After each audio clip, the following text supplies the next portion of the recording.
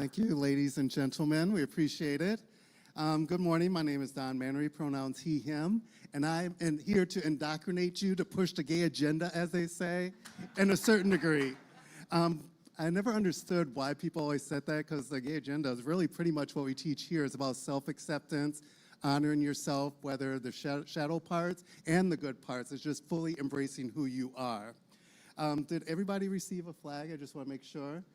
Does everybody, I'm just curious, just to raise a hand, does everybody know what the colors and the symbol on this flag means? No. And you can be honest, okay? Because to be honest, when we were researching this, it's like, I kind of forgot some of them, and it's like, it keeps evolving, so to try to include everyone within our community. So even some of these, I had to like refresh and look up and see what it meant again. So today, I, Jonathan, and Hunter are going to provide some education and a little bit of history around pertaining to the Pride flag itself and the activism behind Pride Month. So the first Pride Month, or Pride Parades, excuse me, was back in 1970. And I think about that because I was born in 1973. So for my whole life, there was a Pride Parade to go to.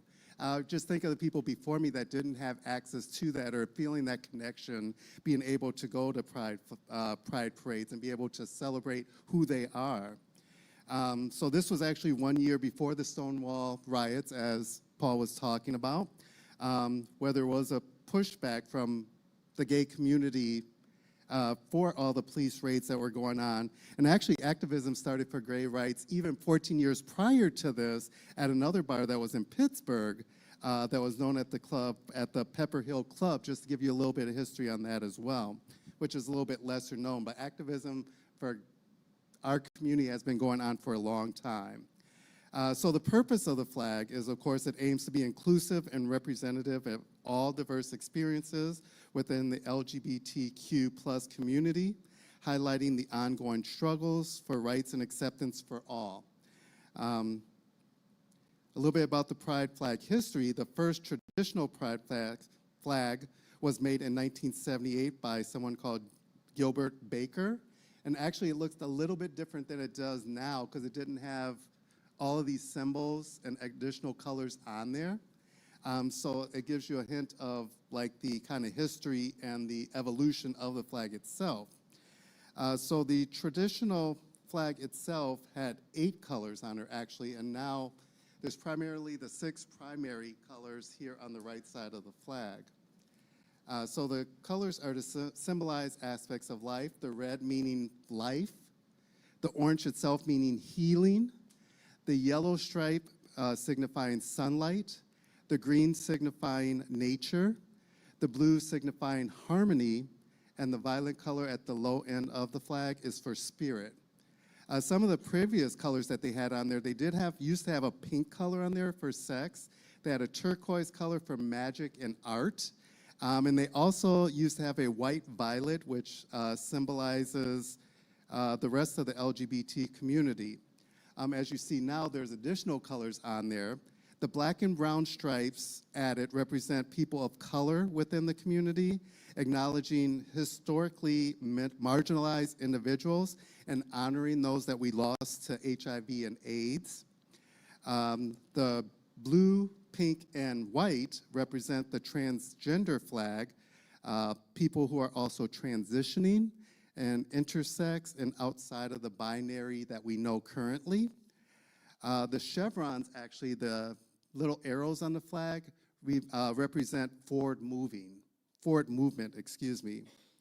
And the yellow and purple insignia in the middle of the flag represents the intersex community, with the yellow symbolizing a gender outside, again, the binary, and the purple circle representing the intersex experience. Just to give you a little bit of history on that. And just to let you know, there might be other flags that you see if you watch any of the Pride parades or watch it on TV or whatever.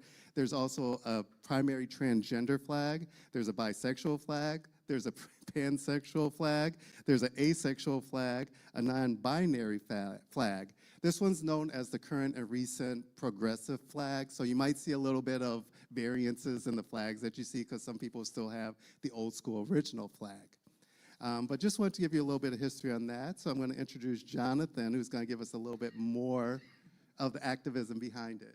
Yes. All right. Good morning, Cityside. Good morning. Hi, everyone online. My name is Jonathan Hoffman. My pronouns are he, him, and I'm one of your licensed spiritual practitioners. And today I'm going to tell you just a little bit about where the LGBTQ movement has come from and where we're going. But first, I wanted to start with a quote from the book of the month, this thing called You by Ernest Holmes. And the quote is, you are a divine idea in the mind of God, and you must know this about yourself. And this quote is especially meaningful in the context of pride because it affirms that each person, regardless of your identity, is inherently sacred, intentional, worthy, and sovereign. It really speaks to reclaiming dignity in a world that often tries to take that away. So, and I like to acknowledge that Pride Month is both a celebration of who we are, where we've come from, but also as a reminder that there are still some ongoing struggles going on within the LGBTQ plus community today. And so to provide a little history, I just wanted to give, just to acknowledge that the LGBTQ plus existence has existed across the ages. So long before the labels of gay, homosexual, transgender, non-binary, before all that existed, there were gay people. They've been present throughout human history. And I'm going to highlight just a few of those just to give some context. So from the Native American tribes, we have the term Two-Spirit. How many of you have heard of Two-Spirit? Anyone? Okay. And that's really describes people who embody both masculine and feminine energies. And Two-Spirit individuals were often revered as healers, as matchmakers, as teachers, and as spiritual leaders, seen as having unique insight and power. In part of the pre-colonial Africa and many Pacific Islander cultures, same-gender relationships and fluid expressions of identity were accepted as part of just the natural human variation. In ancient Greece and Rome, same-sex relationships, especially between men, were not uncommon and were openly discussed in art and literature. Some of the early Hindu texts and Buddhist spiritual traditions include stories of androgynous beings, gender-shifting deities, and individuals who defied their gender norms of the time. So all this to say, the existence of LGBTQ plus people is not new. What is relatively new is the idea that we should be hidden or punished or erased, basically not celebrated. Now today, I am happy to report that we've seen greater visibility, representation, and legal recognition now more than ever. So marriage equality is the law of the land in the United States and in many countries across the world. There's more LGBTQ plus representation in politics, in the media, in sports, and in our spiritual communities, which is helping to normalize queer and trans identities for future generations. But even with all this progress, our rights do remain fragile.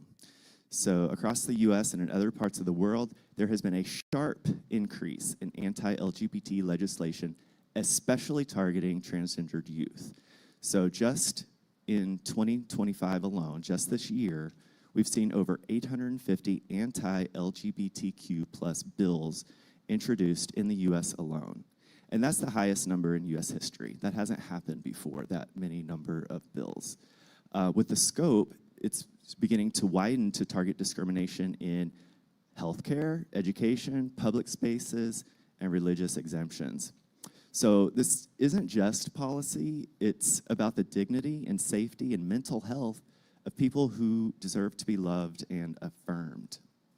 So today, Pride is really about lifting up every voice, especially those most often left out in the spotlight, what I like to call the least of these.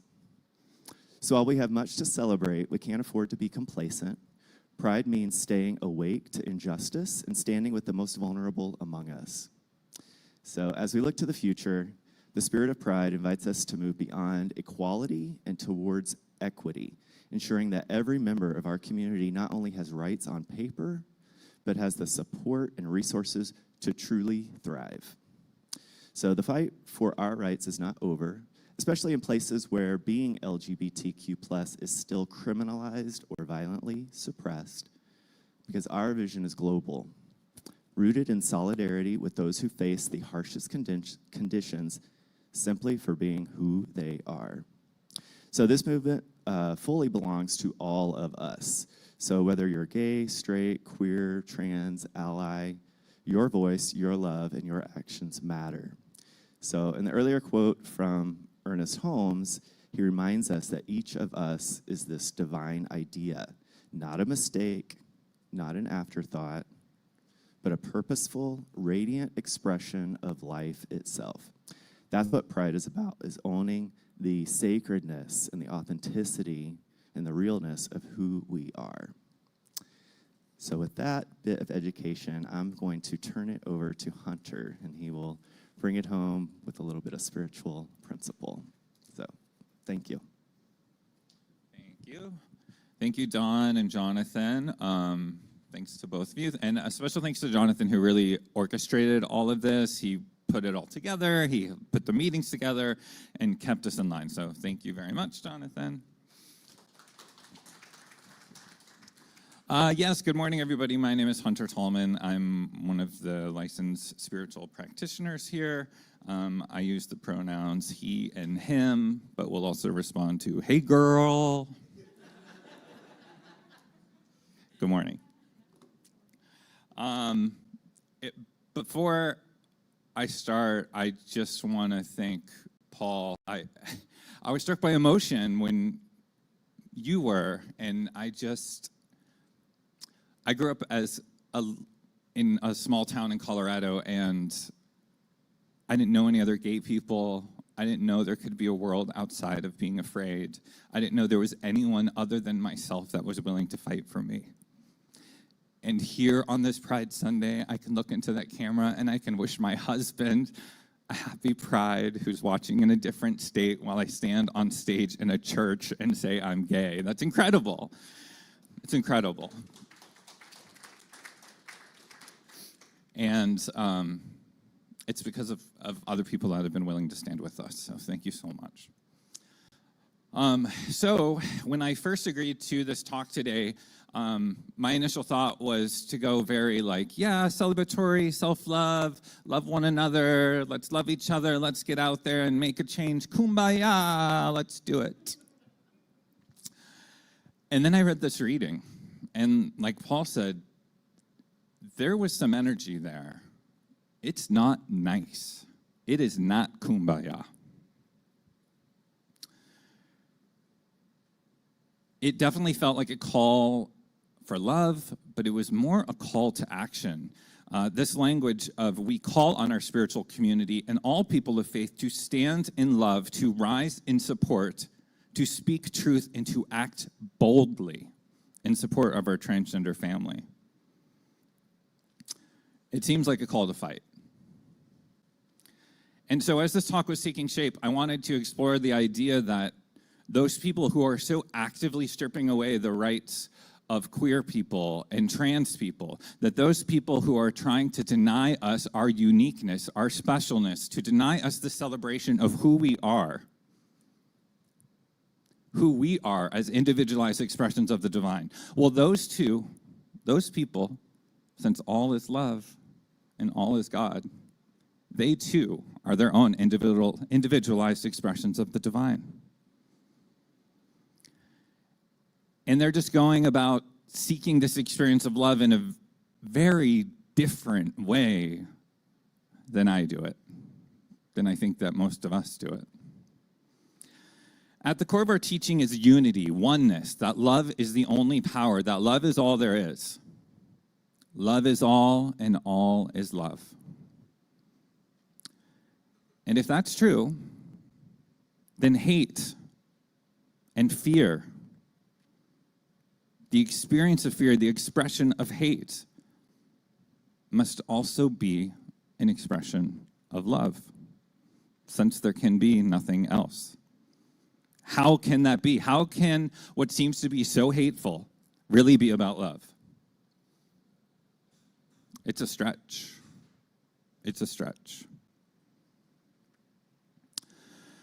But I believe that the acts of hate, that these acts of violence are being perpetuated by individuals who are so desperate to feel safe. They're so desperate to feel accepted. They're so desperate to feel love. They're desperate. And they've been conditioned to believe that love is this finite thing, that if we here are celebrating and claiming love in the glory of our gayness, the glory and incredibleness of our individuality, our otherness, our transness, that if we're claiming all this love, if we are experiencing love not in spite of all that makes us different and unique, but because of it, if we're claiming that love, then maybe there's not enough love for them. And that by diminishing another person, by diminishing us, by denying us our uniqueness, then maybe they can recoup some of that love for themselves. So the word love can easily be interchanged and exchanged for power, peace, abundance. The limited belief of there's not enough power for everybody, so I need to take it from them. There's not enough peace for everybody, so I need to deny them of that. There's not enough abundance. There's not enough to go around. There's not enough money. There's not enough. There's not enough. I need mine. It's very limited. And that the acquisition of all these things, trying to acquire more power, more peace, more love, more money, etc., it drives all these behaviors of good and bad. And that even the evil acts of the world are really desperate calls for love. Desperate calls to feel okay, to feel safe, to feel power, to feel peace. Desperate calls that are executed in the worst possible way. So it's hard to not feel judgmental, but Ernest Holmes says we must release the condemnation of others if we are to be free of the condemnation of self. We must release the condemnation of others to experience forgiveness. So as I witness these heinous acts of inhumanity, I push myself into the spiritual truth that love is all there is. I push myself to see that somewhere in these horrors, there is some goodness. Somewhere in there is a desire to experience a greater, deeper love. I release the condemnation of others, and because of it, I experience some forgiveness. I push myself to love when it's hard to love. Isn't that nice? How spiritually evolved of me. But wait a minute, I can hear it. Kumbaya, my Lord. No. This is not a kumbaya moment. Not now, not today, not here, right now. No. This reading is a call to action. And it gave me pause thinking, what do I do? Do I do enough to fight for the rights of others, to fight for the rights of myself? Am I standing in my truth? No. At best, I'm sitting in it. I'm certainly not standing. And I'm sitting because I'm afraid. It's been really easy for me to say, love is all there is, love is God, God is good, amen, good night, okay. And not have to do the work. And because of that, I'm realizing I've been too passive, too permissive, and even complicit in some of these atrocities. I've allowed fearlessness to negate my spiritual experience. Holding on to the idea that all is good and there's nothing to be afraid of because love is all and all is God. But let's be real. There's plenty to be afraid of. So as I think of what is happening in our country and in our communities and to our friends, I am filled with fear. And that fear feels very real. And I realize it's crippled me to do anything else. Let's take a breath there.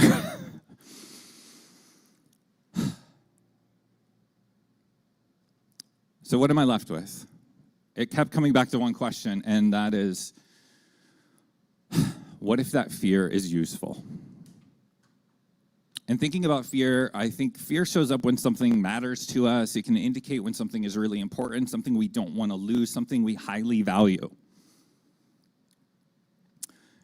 And love is often spoken as this thing that sort of exists all around, this sort of one-dimensional, basic sort of like, oh, love is all there is, thud, there it is. Sort of this obtuse, omnipresent object. But love isn't a thing. That's not what it is. It's an event. It's an experience. And the experience of love is anything but obtuse. It's not static. It's multifaceted and dynamic. The experience of love is an experience that is also full of fear. Love existing with fear. And then the energy of that thing, that love is a thud, this big object just sort of taking up space.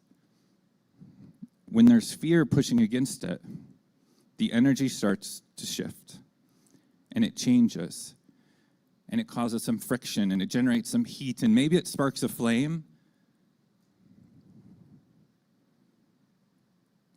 which can change form. It can change this thing from this solid thing to something much more dynamic, something more complex, something more explosive, something transformative.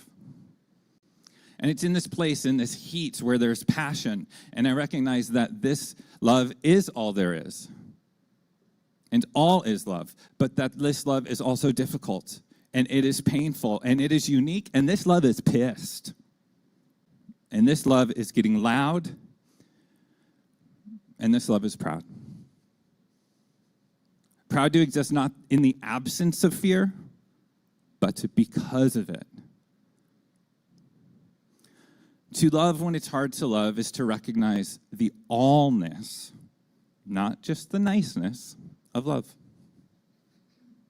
Pain and loss are love because they can't be anything else. Hate and suffering and grief are love because they can't be anything else. Let it all be love, and let love be all of it. Just let it. And be it, but also do it.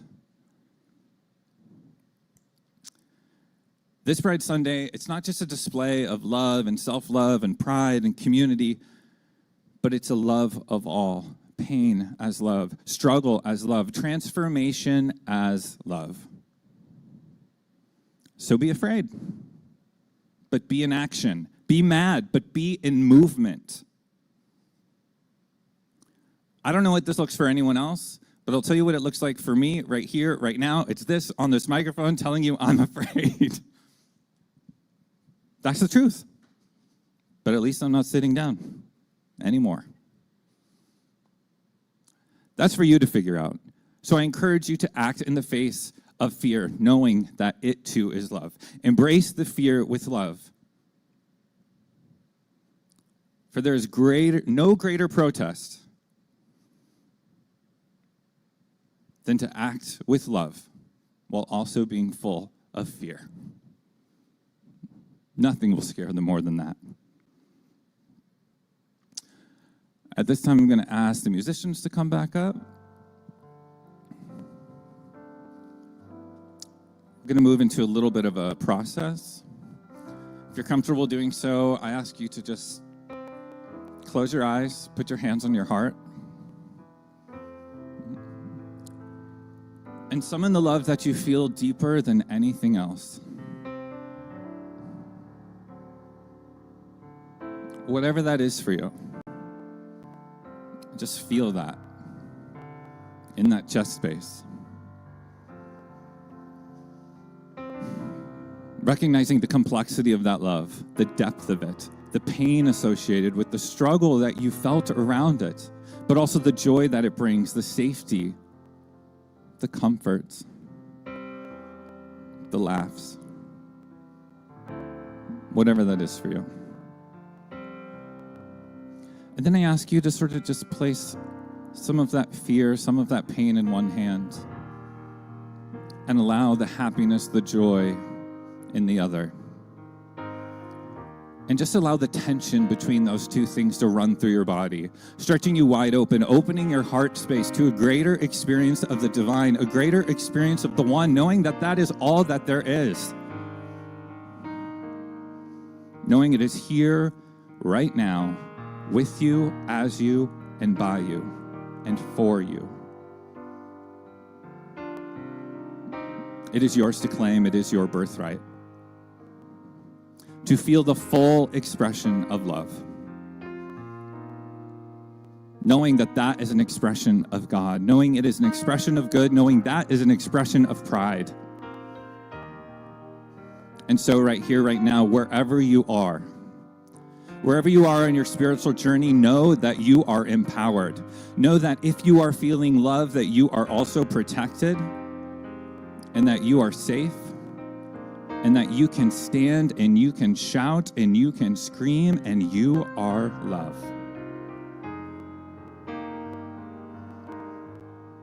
Claiming all of that for us here right now. Claiming all of that for them out there. Knowing they too are full of fear and seeking love. And so with that, I'm able to release and give thanks. Thanks to know this truth. Thanks to know the complexity of love, the depth of love, the experience of love, the experience of God. So I'm able to say thanks. I'm able to let it go. I'm able to let it be. Knowing the law responds with results. Right here, right now, an experience of love, an experience of the one, an experience of pride. Join me knowing this as the absolute divine truth of all, together as we say, and so it is. And happy Pride.